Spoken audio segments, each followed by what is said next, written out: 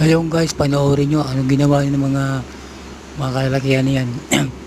Pagkatapos silang gamitin ng resort, yan sa Pansol Laguna, yan ginawa nila mga gamit. Ikita po nila sa swimming pool. Ayan o, kita nyo. Ayun may mga may pinag-aralan. Pagkatapos silang gamitin, ganyan ang gagawin nila. Grabe talaga. Ayan, ayan pati ano, water dispenser, tinapon sa swimming pool. Ayan, di ba? Grabe talaga. Ayun yung mga nag-aaral. Pero mga utak nila, mga bugok.